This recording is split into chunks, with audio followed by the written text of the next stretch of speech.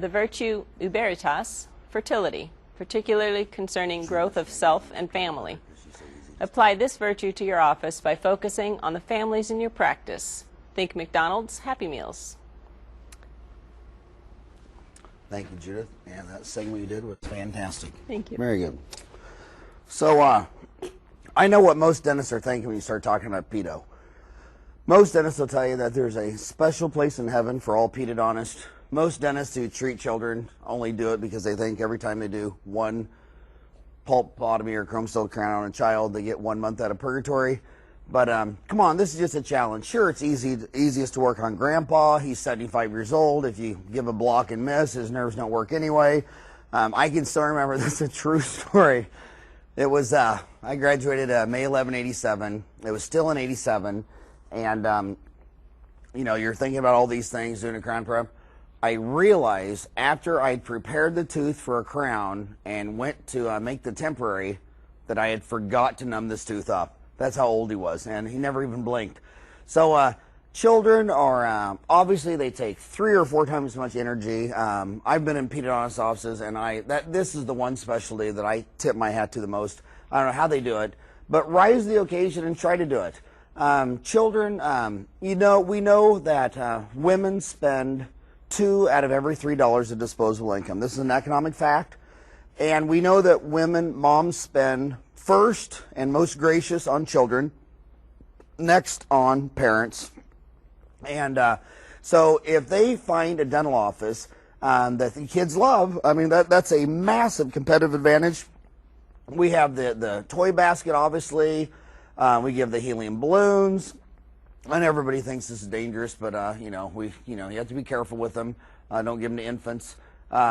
Also, make the reward commensurate to the damage done. I mean, if a kid gets a cleaning, examine X-rays, a balloon, or whatever.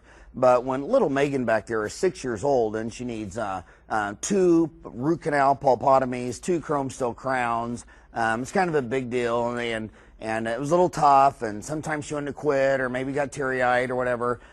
You know, think about these little Barbie dolls, these dentist Barbie dolls. I think they're so fantastic. And if you do a pulpotomy and chrome steel crown and Megan cries, when you take her up front, she's going to go pour herself into mom's arms. Mom will take one look at her body language, her eyes, and know it wasn't pretty, and will be kind of sad or upset. She might already be feeling bad, thinking that she didn't get her in soon enough or feeds her too much Dr. Pepper and Mountain Dew. But when you give little Megan a Barbie doll, she gets so excited. She runs in the waiting room. She doesn't even go to her mom. She flops right down on the floor, starts tearing this thing open. But try to differentiate your rewards between this is basically a no-brainer for anything you did, and this is a little more serious reward. I still think, you know, having this little, Judith, do you remember what we paid for that? Merry-go-round? I think it was like $1,200.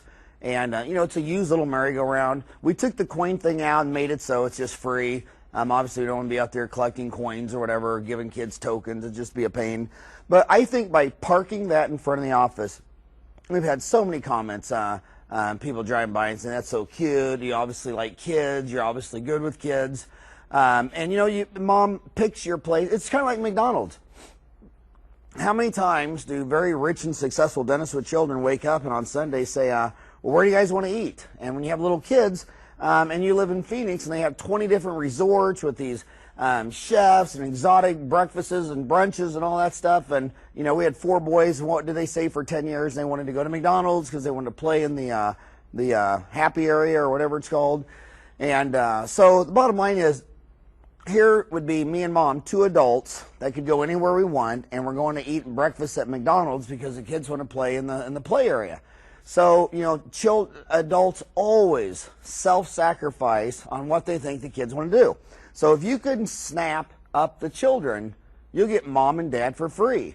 Once again, the hygienist and the receptionist are the doctors, who's ever teaching. You got 2 kids waiting in the waiting room. Kids love to color. They love to color. Why doesn't the receptionist go out there with something fun to color and say, hey, color the good snacks or cross out the bad snacks, and the kids get all into it. And then here's another example where the receptionist can now become a doctor and start teaching these little kids that Bambi and Thumper never brush, they never floss, they've never had a cavity because they simply don't eat sugar. They just eat grass and carrots and whatever. And only humans and brown bears eat honey, Winnie the Pooh, and sugar, humans and pop. And your receptionist can start being a doctor, teacher, very young. I like to have shark jaws in each of these operatories so that little kids can see these shark jaws. Sharks and dinosaurs are very fascinating to children.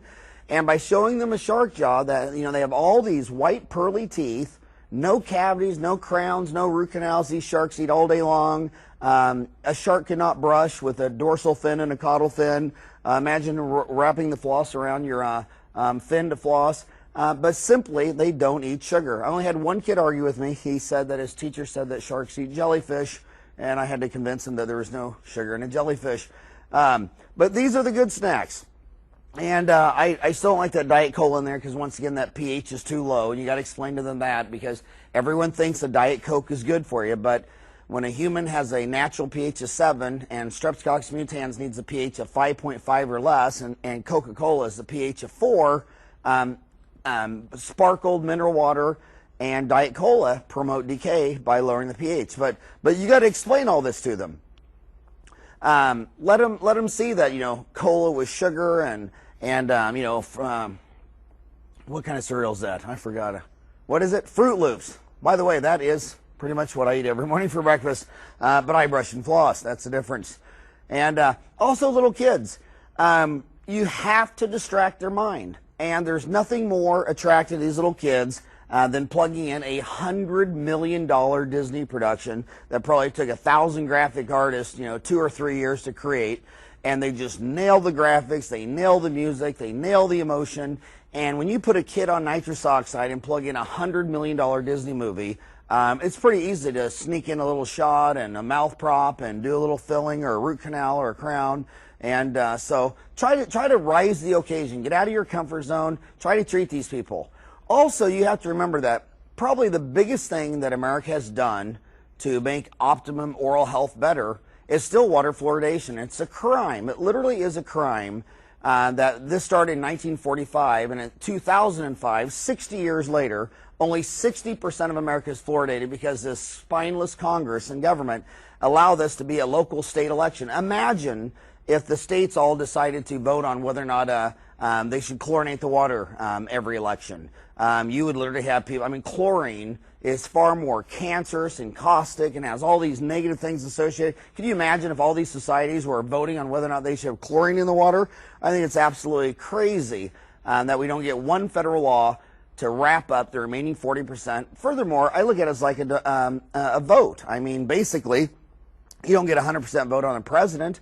And, you've let them debate this for 60 years. 60% of the people are now on fluoridated water. I think majority rules in a democracy. It's time to go pick up the other 40%, because those other 40% don't want water fluoridation, but man, they're also the first people not to want to pay for Medicaid. So you got all these rich conservatives saying, I don't like big government, I don't want intervention, I don't want to put anything in my water. And you say, okay, now pay some tax dollars so these poor kids can go into the dentist with Medicaid at the state level and get free fillings and cleanings, exams. And they say, no, they don't want to pay that. You got to do one or the other. You can't not fluoridate the water and not pay for Medicaid for the poor. So basically, and the rich people anyway, the rich people, they get bottled water, they get reverse osmosis, they get charcoal filter systems. Fluoridated water is a bullseye to the poor because they're the ones that just go to the kitchen sink, turn on the faucet, and drink the water. It's the same thing at schools. Schools don't have big RO units or anything like that. So fluoridated water, this is something that the dentists are going to have to wrap their hands around. I think it's absolute, one of the Centers for Disease Control says the single greatest public health measure of all time is community water fluoridation, where the average cost is a dime per person, and when a community is fluoridated, it prevents approximately 1 cavity a year per person.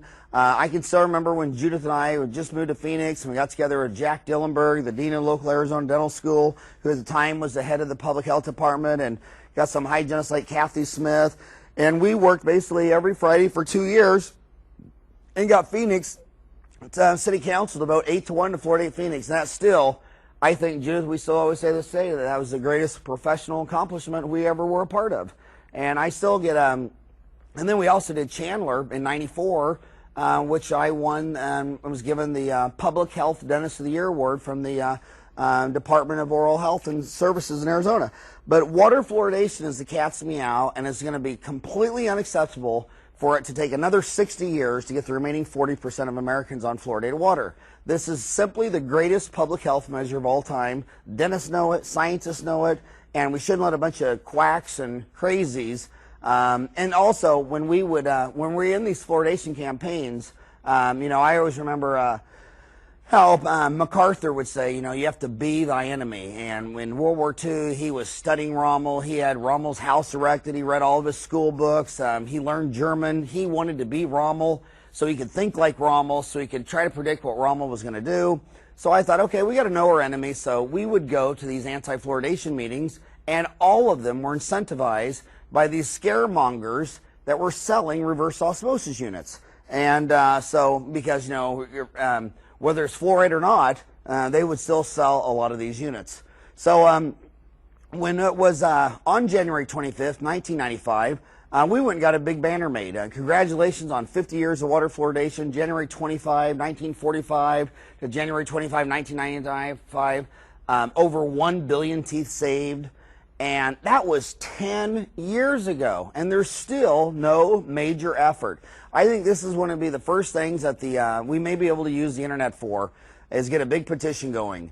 Also make the paper. When things come out, talk to your local newspapers. You'd be surprised at how easy it is to call the local newspapers and get a press. So if you get a new laser, if it's the anniversary of water fluoridation, if there's some big dental event, type up an email, send it to your editors 3 or 4 days before, and we got letters to the editor always published. Any January 25th, you can get a letter to the editor published and promote more water fluoridation. And if 140,000 dentists were all thinking every January 25th, it's another year, when are we going to pick up the other 40%? I think that we would push this forward. So thank you.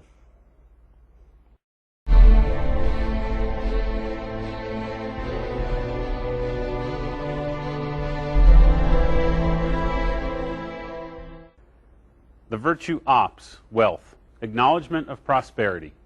External marketing is location, location, location. If you don't believe in demographics, then you don't understand demographics. Howard? Thank you, Tom. Ops is about wealth. 71% of all millionaires in the United States made it off of real estate. Real estate is so important. Dentists try to save money on real estate. They get cowherded into these medical dental buildings. Talk to any developer and ask him what gets left for medical dental buildings. It's everything that free enterprise couldn't survive in. Medical dental buildings go in areas where dry cleaners couldn't make it, a Chinese restaurant couldn't make it, a tanning salon couldn't make it, a nail salon couldn't make it. Nobody could make it in this location. So they go and say, well, I bet the doctors and dentists and lawyers will go in here. So think retail. No one ever asked directions to McDonald's. These big Safeway grocery store centers, big Walmart centers, they get over a car in and out of their parking lot each month for every square foot they are. So a 40,000 square foot Safeway will get 40,000 cars in and out of its parking lot each month. Now, on the corner here of a 4-lane intersection, here's a bank, right here's a Pizza Hut. The average Pizza Hut doesn't even do $1 million a year, yet they can buy these commercial pads for $500,000, put a $300,000-$400,000 box on top of them, fill it with another $150,000 worth of equipment, and they'll make a 7% return minimum on that investment. I'm right down here next to them with at the time in 1987, it was a $245,000 pad. Today, the pad is worth over $600,000.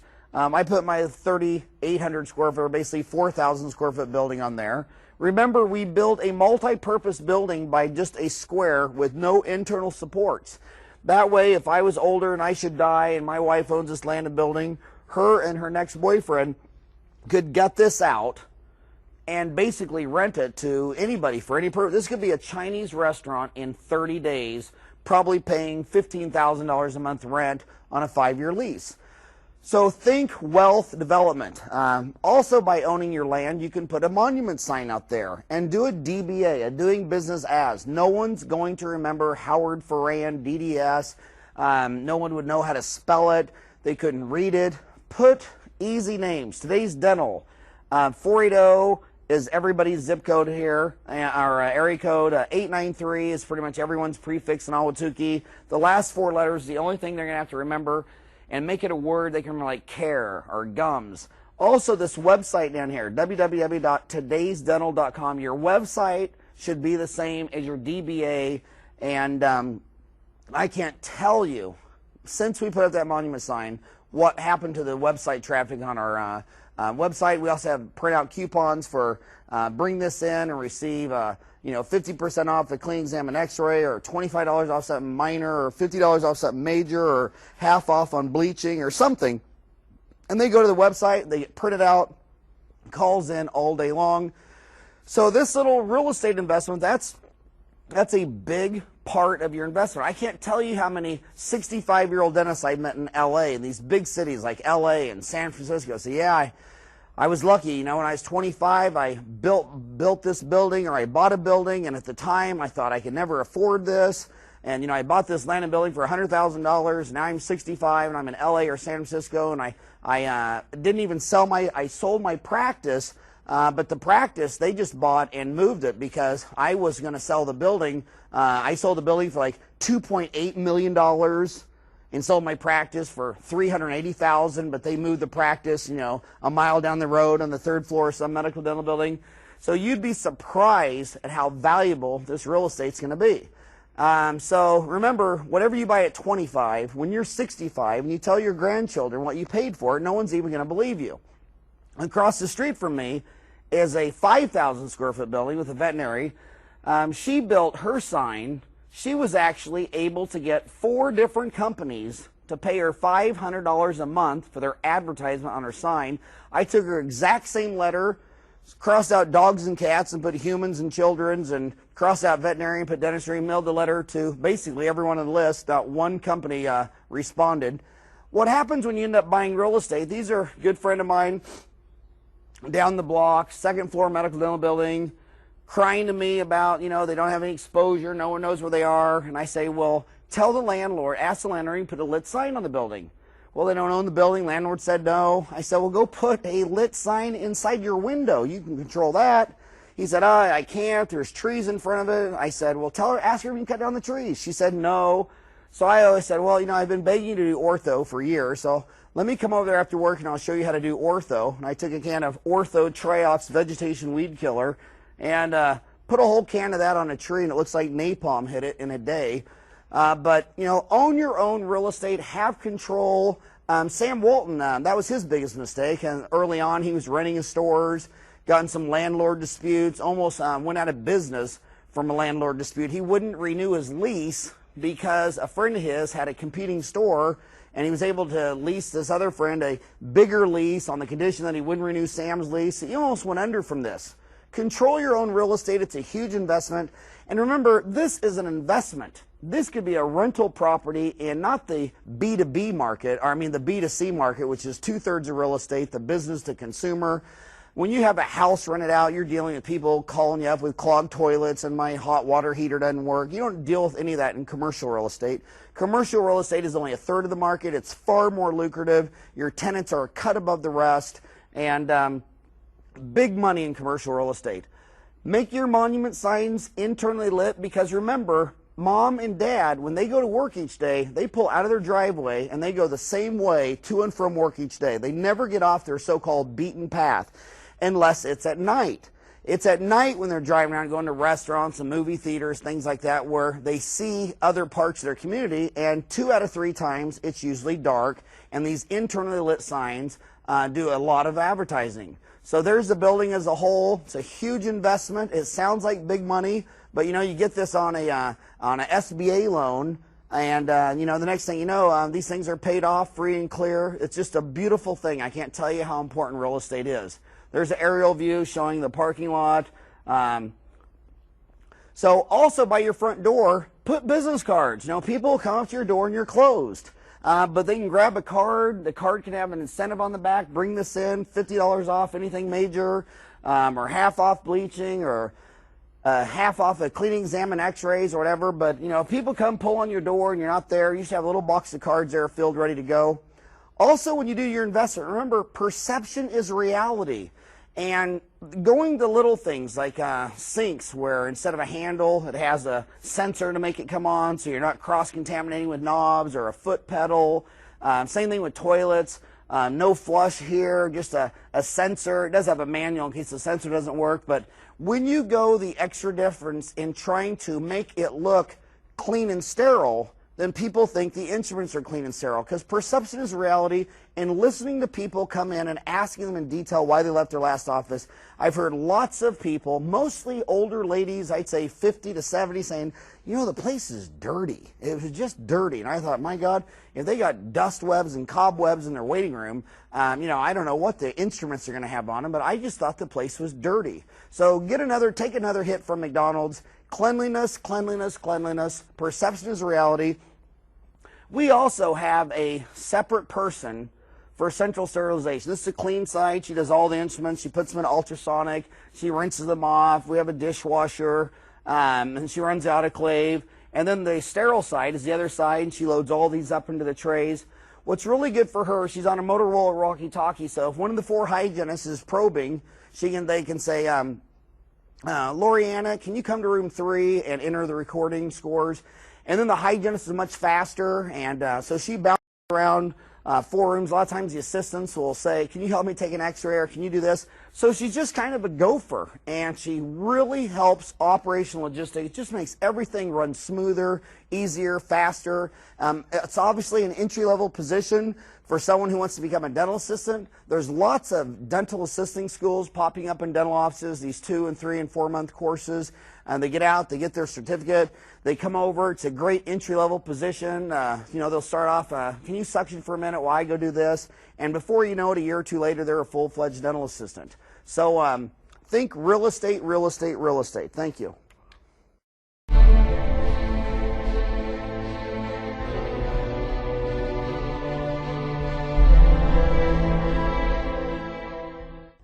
Hello, I'm Mike. I'm the floor director for the last 3 days of shooting here on the set with Dr. Ferran.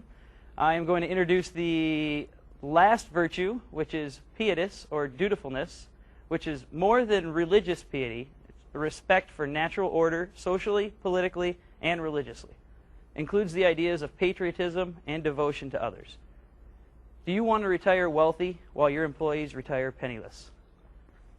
Thank you, Mike, and I would like to thank you for a set well done. Oh, thank you very much. I think I might give up a little bit of my Mountain Dew intake and try that flossing thing.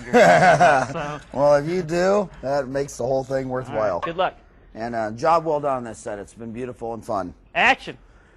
Okay, this is a serious slide, and I put it at the very end because a lot of this you're not going to want to hear, but here's the bottom line about where we sit at 2005 in the United States of America, the richest country in the world, that in my opinion started just a magnificent beginning when Adam Smith and Thomas Jefferson, 2 32-year-olds met, where free markets collided with free people, and it was an explosion. They set up the greatest government the world has ever seen, created more wealth than anywhere on the planet. Today we have 5% of the people on the planet with 27% of the money. But a long time ago, when things go wrong, it starts structurally.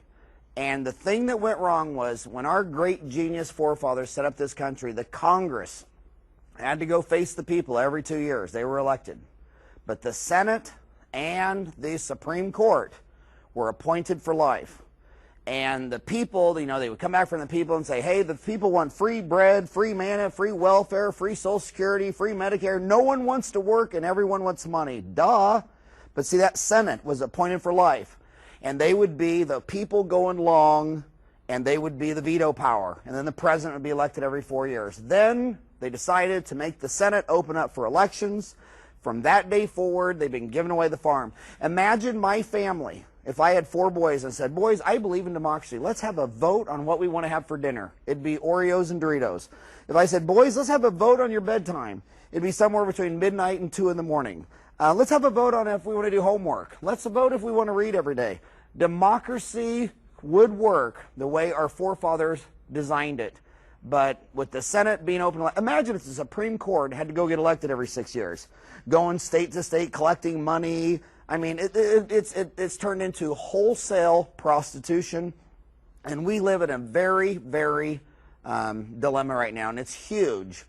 And being in love with macroeconomics, I just can't sit here and not pass on the opportunity to my friends who have viewed this material with me not to tell you about the black ice that you're standing on.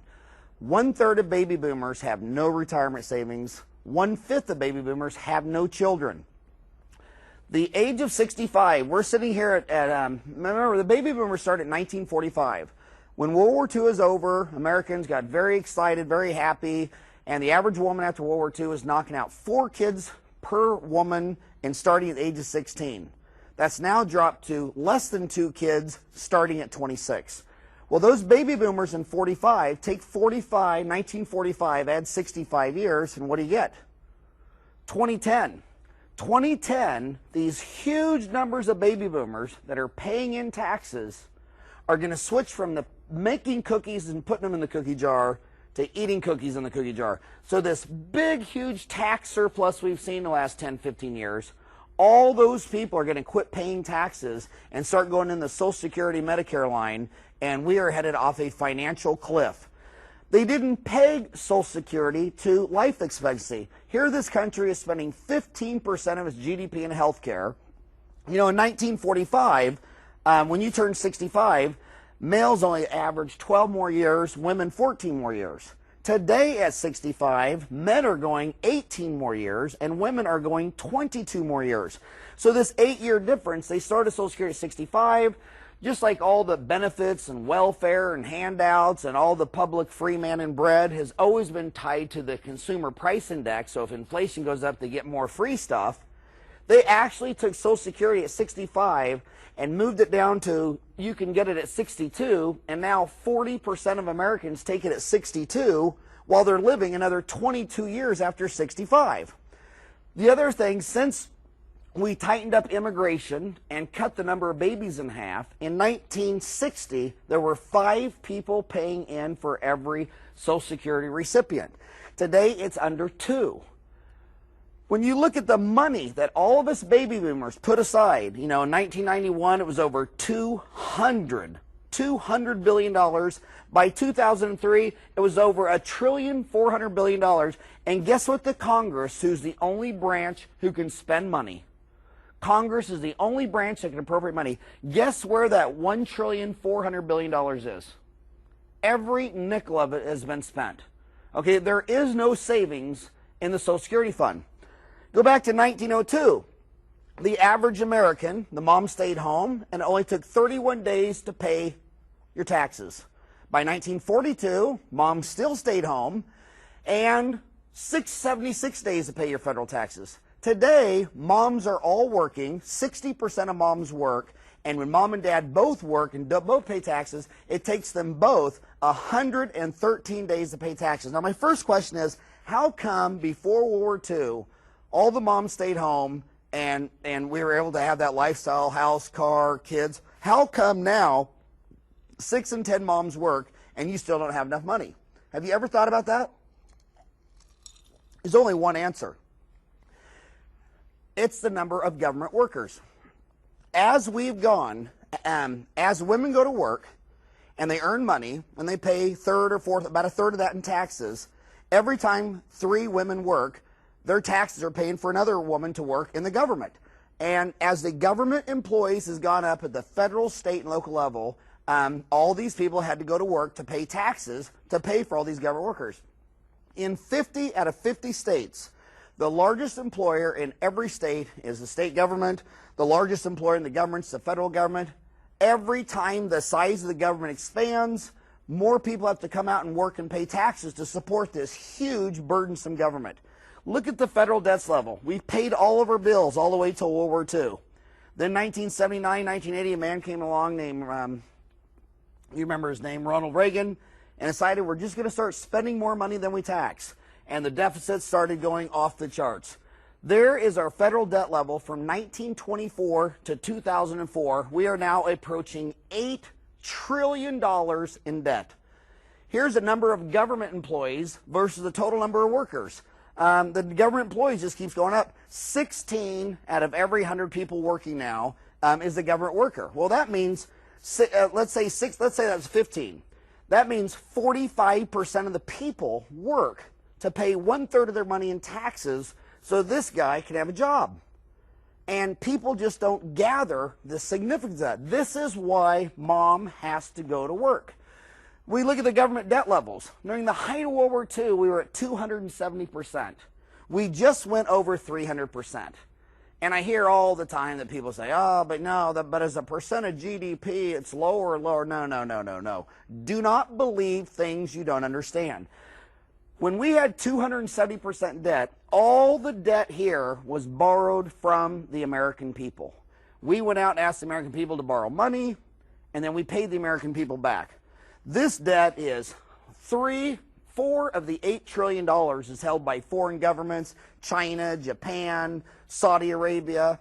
This is a very, very dangerous kind of debt. Here's the federal debt as a percent of GDP, where you say, well, it was higher back in World War II. But this debt, look at the nature of this debt. Here's your debt from 2000 to 2010 held by the public, which has been going down every year. And this is debt held by the government. Now, ask yourself, I mean, this is kind of simple. How can the government borrow from itself? This is a question that, it's kind of like when $1.4 trillion of Social Security withholdings has been spent by the Congress, that doesn't even make the newspaper. But when Clinton has his little thing with Monica Lewinsky, it's front page news because the American people could understand what Bill Clinton and Monica were doing. But American people, I bet less than 1 out of every 300 people even know how you create money, how you create a deficit. So it starts with, we first went off the cliff when they made the U.S. Senate the veto power to check the people to go long. Instead of a 2-year term getting elected, they were a 6-year term, but they were appointed, initially were appointed for life like Supreme Court. Then the second biggest danger was Robert Milhouse Nixon, the first great Republican tragedy, who took us off the gold standard. Nixon wanted to pay for a Vietnam War. He wanted to continue Johnson's social programs. He didn't have the money. So he said, I don't want to be burdened and having to stick to this gold, which had been selling for basically $30 an ounce for the last 500 years. He took America off the gold standard and started printing money. And look at what happened to the price of gold as he started printing money. This is exactly, if gold went to $300 an ounce from 30, then you would know that the government had printed exactly 10 pieces of paper dollar bills for every dollar out there. So when you look at the price of gold today, which basically when gold's under 300, governments are paying down debt. When gold's over 400, they're printing more money. And what does that mean, printing more money? By the way, when we have the gold reserve, look at the gold reserve share for all countries. It's gone from 60% to less than 15%. Here's a number of government employees versus population. We talked about that earlier. But back to this, here's how the country's population grew from 1962 to 1994. Here's how the size of government employees. All these government employees, we're not even talking about Social Security, Medicare, Medicaid, unemployment, every free benefit you can think of. In 1947, only 5.9% of the economy went to local and state taxes. Today it's over 16% just for local and state. Percent of consumer goods, only 5% were imported in 1970. 1998, it was 17%. And here's another deadly one. Personal savings reached 9.3% before we started all this deficit spending. Now it just hit 0. I mean, it's every economic indicator in the United States, every single indicator there is a complete tragedy. So how are they going to solve this? You have to know, because they're only going to solve this. You can only solve it 4 ways. You have to immediately raise taxes and start paying down debt. Yet how can a U.S. president, Congress, and Senate all go out there and raise taxes and get reelected? It's not going to happen. George Bush, every time he turns around, wants to cut more taxes with $8 trillion in debt, running $500 billion deficit a year till into perpetuity. There is no relief in sight to running $500 billion more debt a year for the next 10 years. You could cut spending. George Bush just added a free prescription drug benefit program. What's he going to go about there and take it away? What would happen to the Congress if they went up there and raised Social Security from 65 to 75? Not going to happen. You can't have a democracy give people painful medicine. So they only have two choices. Number one, do what this country is built on. Let in any immigrant that wants to come here, legalize them, make them pay taxes. But just like I'm Irish and the Irish immigrants where everyone hated Irish, my great-grandmother actually saved a sign from New York. It said, help wanted, need not apply if Irish. I mean, and then the wave, Cubans and on and on. I mean, every wave of immigrants that comes, people hate. And now with the terrorism and things like that, they're not going to let in a bunch of people. And if they do let in a bunch of people, they're not going to legalize them, which means they're not going to own anything and create capitalism. It's just going to be like we have in the third world, and we already talked about that earlier. So this is the only way they're going to solve it. And it's fine with me, because if you understand it, you get rich. This is why the rich always get richer and the poor always get poor, okay? It's very simple. If the whole economy is one person, and this person works for an entire year and can only build a house, and the government's only printed one piece of paper, how much does this house cost? $1. One person's total productivity for a year, available currency, $1, very simple. But what happens when you still only have one person? They still only work for a year, and their total productivity is still in one house, but the government prints another piece of paper. Now you have $2. What happened to the price of a house? It just doubled. What has housing prices done since George Bush has come into office? They've simply doubled. Why? Because he borrows $50 billion a month. But he doesn't borrow $50 billion from the people at World War II, where they had all these buy government bonds, show your patriotism, buy war bonds, where you give them $1 and they only give you a nickel back a year. This is the Treasury Department every month goes and auctions off $50 billion worth of bonds. And who buys it? The Federal Reserve. And the Federal Reserve comes over here with 50 billion pieces of paper to buy $50 billion worth of bonds. Okay, now if you and I did that, we'd go to jail. So what happens when you have 300 million people and 100 million homes, and every month you sprinkle $50 billion of paper on it, and the government takes this paper and goes out and buys stuff? You still have the same number of people, the same number of productivity. They can only make the same number of cars and tanks and jeeps and dental roots and crowns and drills, whatever. But the government prints this paper and goes and buys stuff. And then that paper settles down into inflation. All inflation is monetary supply. Government knows they can only steal half your money.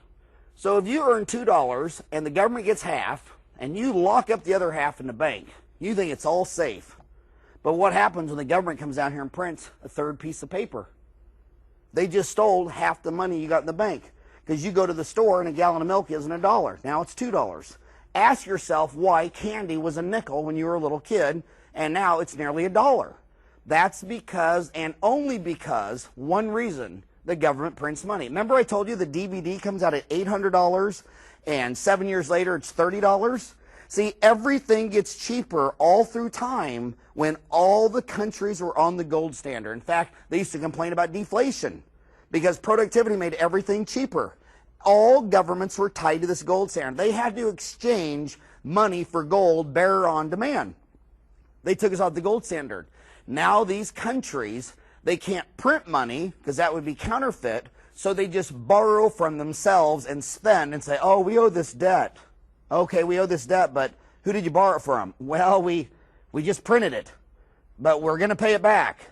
Even though we haven't paid down the deficit $1 in the last 25 years, the debt just keeps getting higher and higher and higher because the government just keeps printing more money, borrowing it from itself and spending it. As they spend it, all this paper lands on things the government can't print, land and buildings. This is called inflation. So that's why the rich get richer and the poor get poorer, because the person who owns his land, owns his building, owns his home, that inflation, his home will go up from 200 to 300,000 to 400,000 to 500,000, and then he sells it, he's the same. But the person who's a renter, the poor, the person who rents their dental office building, people who live paycheck to paycheck, grandma's on a fixed income, so they'll cut her benefits at $1,000 a month. But then when they print a bunch of money, $1,000 a month now only buys what, $500 worth of stuff. So they're going to solve this entire thing with inflation. We have not seen inflation since 1980. And the only thing new in this world is the history you haven't seen. We've had no major inflation from 1980 to 2005. And when the baby boomers retire, you're going to see more inflation than you can comprehend. And we have one other shock coming besides the baby boomers. The world pumps 83 million barrels of oil a day. And the United States consumes not only 23 million of those 80 million barrels, but a lot of that oil is used for electricity. Of the actual oil converted to gasoline, the United States consumes 54% of all the gasoline in the world. We have 5% of the people, half the gasoline, a quarter of all the oil.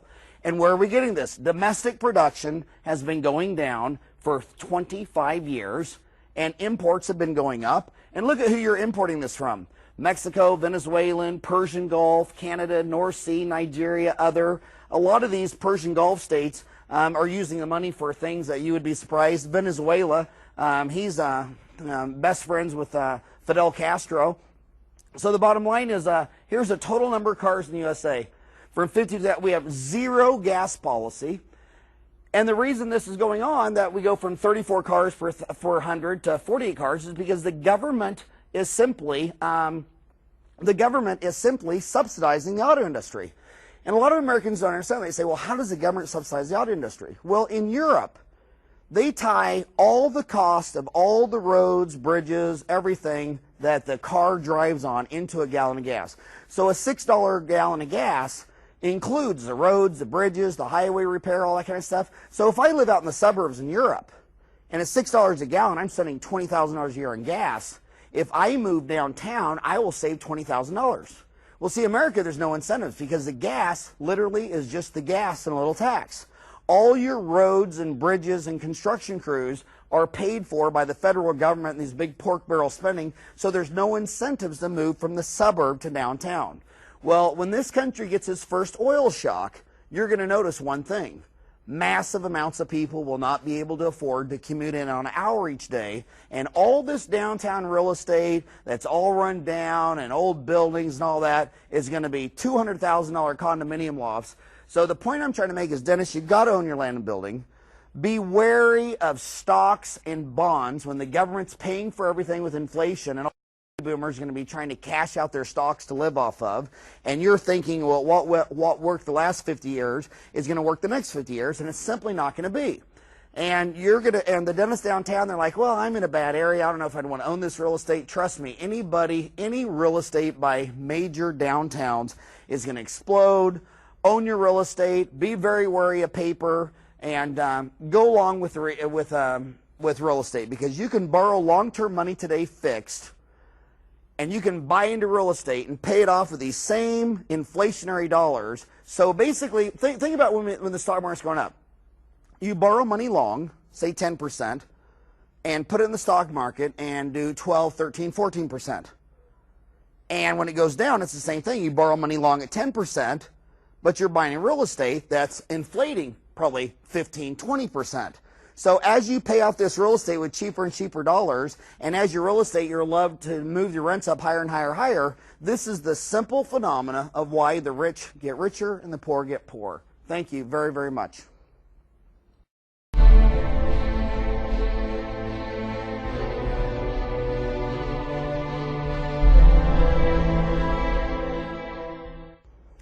I would like to thank you very, very much for spending these days with me, these multiple hours through the virtues of profitable dentistry. This project has meant a lot to me. I hope you take a lot of this dear to heart. I was trying very hard to push you out of your comfort zone. I know you own your own business. You own all your employees. I know that a lot of dentists suffer from the Saddam Hussein syndrome. The bad news doesn't get to the top. I hope I pushed you to force more transparency, more candor. I hope you learn something, commit yourself to learning orthodontics, something you don't do. Just get out of your comfort zone, learn ortho, learn implants, learn endodontics, learn molar endo, learn something, get out of your comfort zone. But most of all, the reason we call this the virtues, remember that healthcare like education, like government, it's not just a regular business. We're not McDonald's. We don't flip burgers and fries. Healthcare is a very sacred institution, and this is a very sovereign profession, and sometimes you just have to do things because it's the right thing to do. So I hope this Virtues of Probable Dentistry will help you do the right thing. Thank you very, very much for spending your time with me. I'm Dr. Howard Ferran, and I look forward to seeing you someday.